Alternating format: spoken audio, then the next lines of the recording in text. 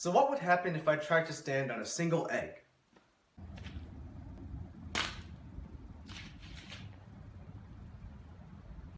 Well, you saw that the force I exerted on the egg, my body weight, was too much for the eggshell to handle. Let's see exactly why this happened with some free body diagrams. Now to start, my body mass is about 68 kilograms, and the force of gravity exerted on my body by the earth is this mass times 9.8 meters per second squared, which is the acceleration due to gravity. And this would be equal to 666 newtons about, which is Fg. So why exactly did the one egg break the instant I stepped on it? Well, there's a combination of intramolecular and intermolecular forces that make up the structure of the eggshell. So the question is, are these intramolecular and intermolecular forces strong enough to uphold the eggshell while a large force like my body weight is applied on it? So, call this dot my body, and with mass 68 kilograms.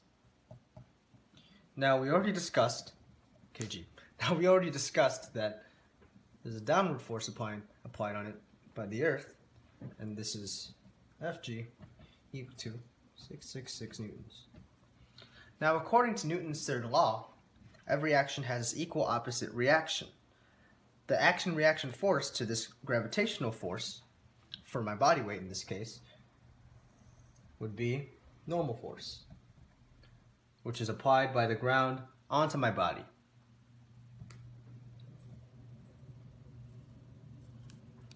They're equal in magnitude and opposite in direction. Now, if the egg was strong enough to apply 666 newtons of normal force, then it would have been able to uphold its eggshell structure without cracking when I stepped on it. But obviously, this wasn't the case. Remember that Newton's third law affirms that it does not have to be a single reaction force to oppose another. Suppose that the one egg exerted one normal force vector on my foot when I stepped on it. It definitely was not able to exert 666 newtons of normal force on my foot without breaking. So what if I made several eggs exert these 666 newtons altogether, with each individual egg exerting a fraction of that normal force without any of them cracking? So how about a dozen eggs, or maybe even two? Here's a diagram of me standing on 2 dozens. Suppose my center of mass is right here relative to my feet, and like we discussed, the force of gravity exerted on my body by the earth is 666 newtons. Now for me to stand on all 24 of these eggs without any of them cracking, these 24 eggs altogether would have to exert 666 newtons of normal force equal to my body weight on my feet. Now the amount of force these 24 eggs would have to exert on my feet altogether would be 666 newtons, equal to my body weight. Since there are 24 eggs, the amount of normal force exerted by each individual egg would be equal to this total normal force, 666 newtons, divided by 24 eggs, and this would give us a total of about 28 newtons per egg. So the question here is, can each of these 24 eggs apply the 28 newton normal force on my foot without breaking? If so, I should be able to stand on them. If not, that's another mess for me to clean up. So here are the eggs, and I'm going to be standing up from a chair to make things a little easier. And the trick is to lean forward, kind of like Michael Jackson's anti-gravity dance move, just so that the weight on my foot, the weight applied by my foot is evenly distributed, like across the surface of my foot, rather than just down my heel. So here we go.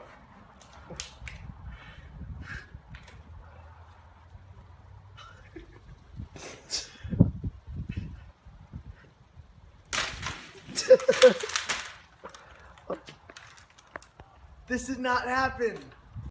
So we did that attempt outside in the cold, which probably made the eggshells really brittle.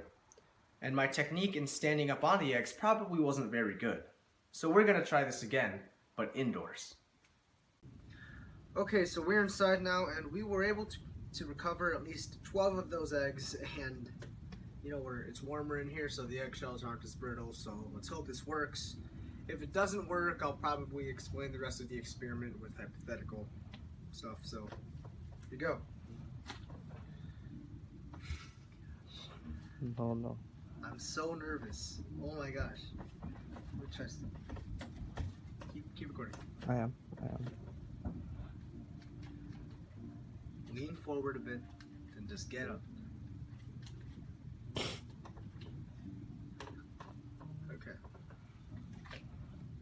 Step on all the eggs evenly.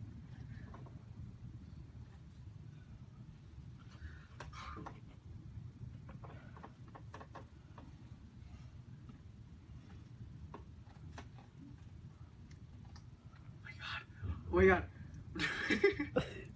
Okay. It's okay. So what you saw there was that each individual egg was able to exert 28 newtons of normal force on my feet. So I was able to stand on the eggs without any of them cracking.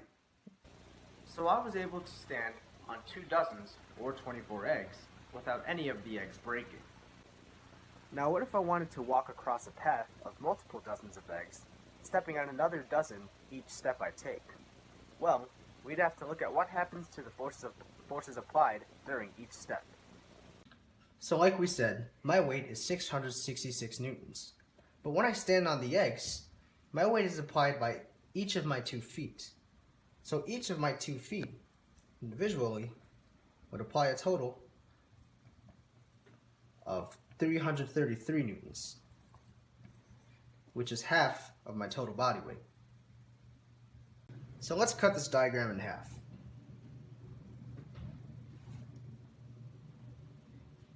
Each of my feet was standing on 12 eggs. So the total normal force exerted by these 12 eggs would have to be equal to 333 newtons. It's important to see that this normal force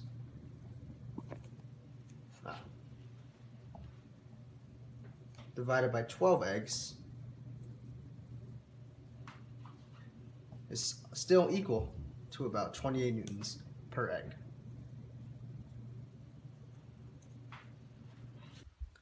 During each step I take, there is a short moment of which only one of my feet is used to stand.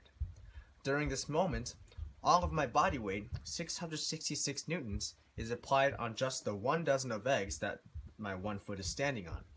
This is double the amount of force being applied on 1 dozen compared to what it was when I stood with both of my feet.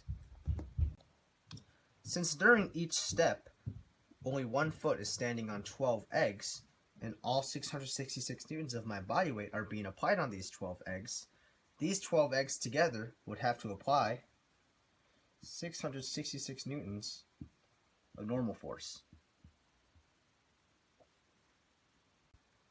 So without cracking, each individual egg would have to apply this total normal force, 666 newtons, divided by 12 eggs.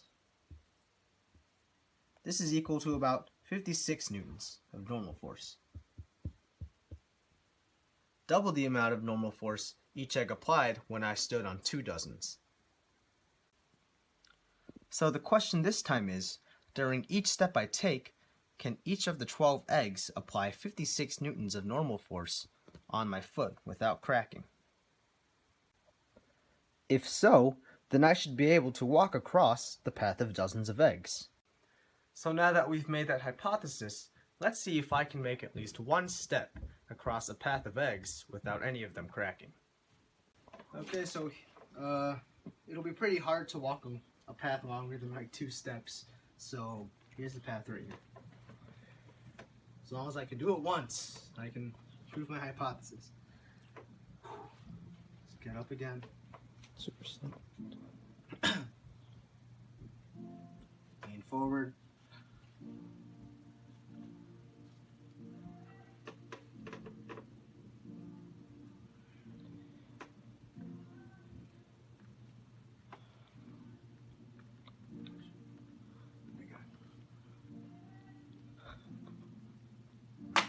one step. Oh no. Oh no. Okay. Alright. So, this happened again. So as you can see, I broke even more eggs, and I failed to make a single step. But this is possible, and it has been done before. So I guess I'm not skilled enough to walk on eggs, but here's a video of someone else doing it, since it is possible.